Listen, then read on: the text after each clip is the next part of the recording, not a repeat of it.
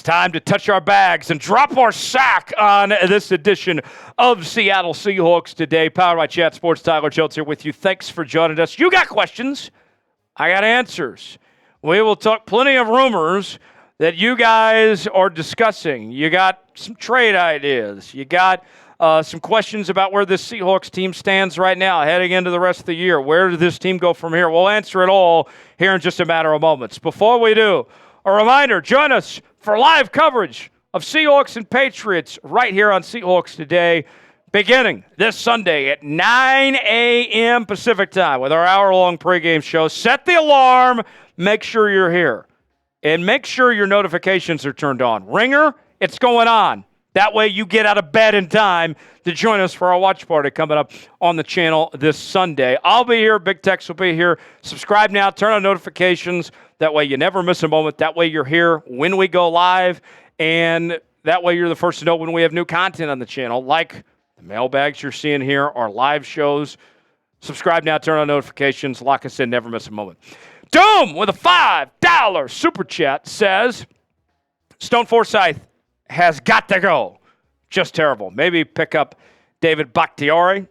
I like David Bakhtiari, but I would be surprised if he ended up in Seattle at this point. I know the Seahawks have about $13 million in cap space, but Bakhtiari is looking to get paid a significant amount. The Seahawks are trying to hold out a little bit of money, potentially for the trade deadline. They also have some extension candidates, and Bakhtiari is looking to play for a Super Bowl contending team.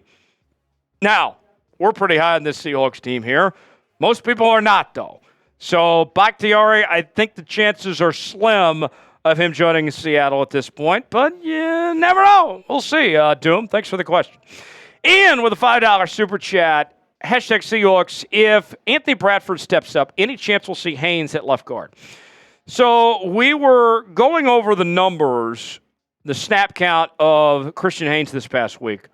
1 snap this past week on offense, 4 on special teams. I want to see more Christian Haynes. Tomlinson was awful. Haynes was awful. Or Bradford was awful last week, rather. What that looks like, whether it's Bradford and Tomlinson out there, or Bradford and Haynes, or Haynes and Tomlinson, whatever combination, this is my thought process. All right? Hear me out on this. Scott Huff, Seahawks offensive line coach, I don't care what the combination is. If it's any of those 3 in however order, just make sure you get the best combination out there. What we saw Sunday cannot happen again. Scott Huff, if it's benching Tomlinson or if it's benching Bradford and putting Haynes out there to make sure you get the best combination, whatever it takes. I've been very adamant. I've said this all offseason long. People ask me, who are you rooting for? Who do you want to get the job? You want to see Haynes out there? You want to see Bradford? And I've remained consistent. I'll continue to say it. I don't care. I just want this to work. I just want the best combination possible. Until they figure out the best combination, they got work to do. Adam with a $5 super chat writes in, if Abraham Lucas isn't back by week 5, do we trade draft capital for a long-term solution at tackle? So we're already talking here on the channel about looking ahead to next year's draft, that you're probably going to have to find a starting caliber offensive tackle opposite of Charles Cross. That's basically a reality that we have to face. Even if Abraham Lucas comes back healthy, the knee issue is not something that is going to go away. This is a chronic issue. We've been talking about it all offseason. It was an issue for him when he was at Washington State as well. So you got to start thinking about your options. But when it comes to the trade deadline, that's one of those ideas that's nice in theory, but the execution isn't necessarily there because we hardly ever see long-term solutions, starting caliber tackles traded at the trade deadline.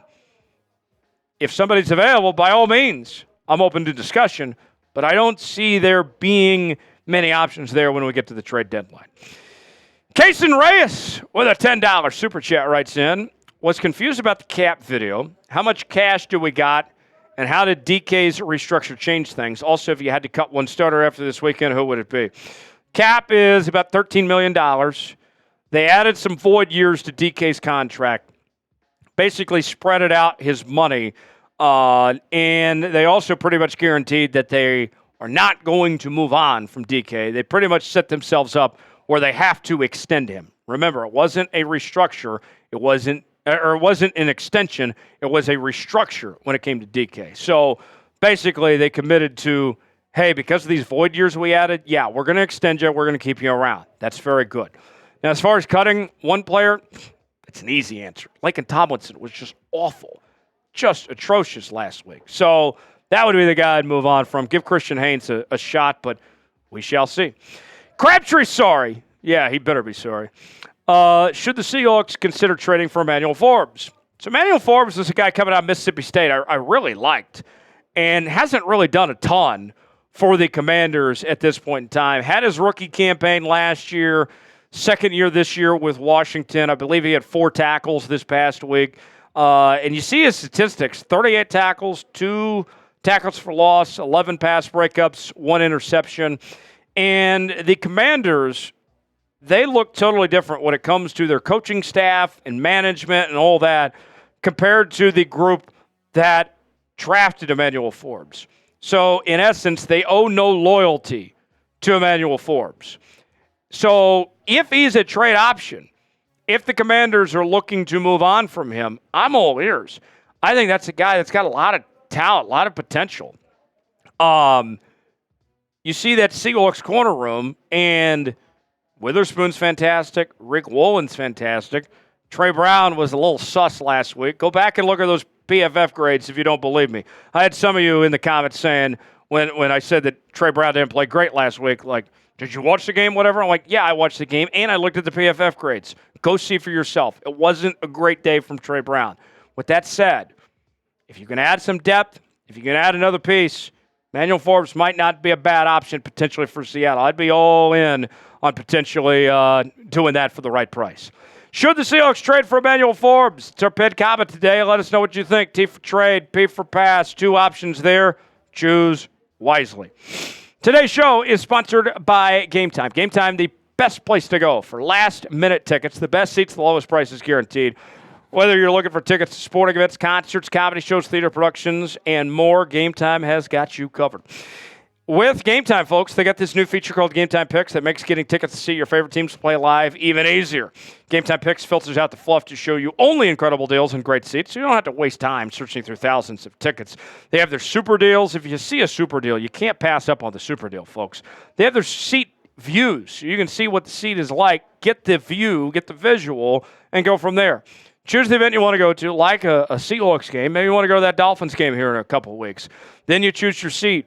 Get the visual, see if you like that seat or not, and then you're checking out Apple Pay, Google Pay, Venmo, all major credit card providers. Your purchase is covered with the most flexible customer service policy in the ticketing industry.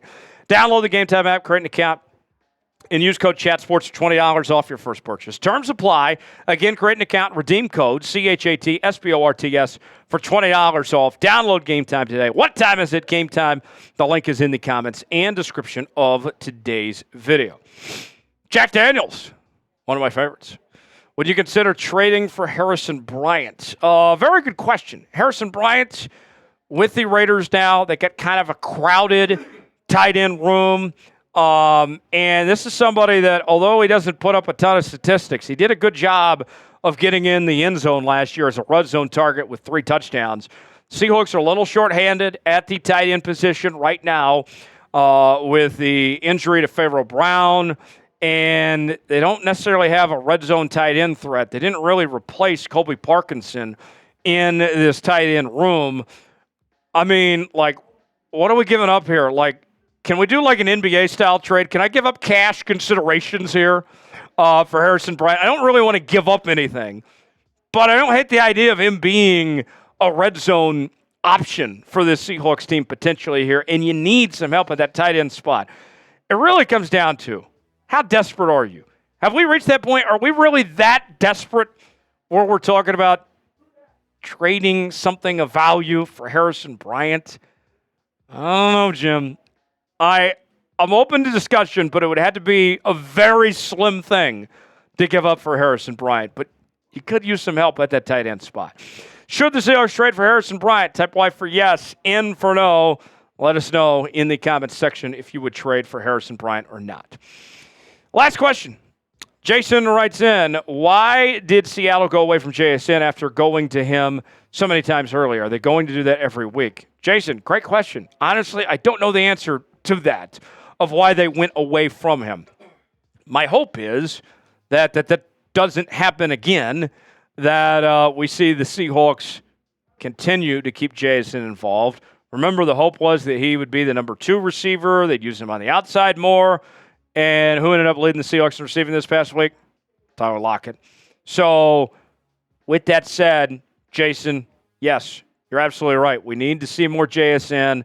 We need to see him play at a high level. Don't go away from him. Remember all that discussion this offseason about how he was Geno's favorite target and all this, and this was going to be his big year, take that big step? In practice this week, I would hope that for Ryan Grubb and company, they renewed their focus of, oh, yeah, JSN, about that guy? Yeah, we got to get him more involved. He needs to be a big part of this offense because it's not just about this year. It's about the future. JSN is the future, and I don't even blame him for last week's lack of production. They went away from him. If you go back and watch the film, he was open plenty of times and got ignored. So, Geno, Ryan Grubb and company, go back to the film, go look for JSN, get him more involved, and I think you'll like the rewards of getting JSN involved there. Thanks for joining us here on this edition of Seahawks Today. Subscribe now. Make sure and join us for our watch party coming up Sunday at 9 a.m. Pacific for our pregame show. Kickoff at 10 o'clock. We'll see you then right here on Seahawks Today.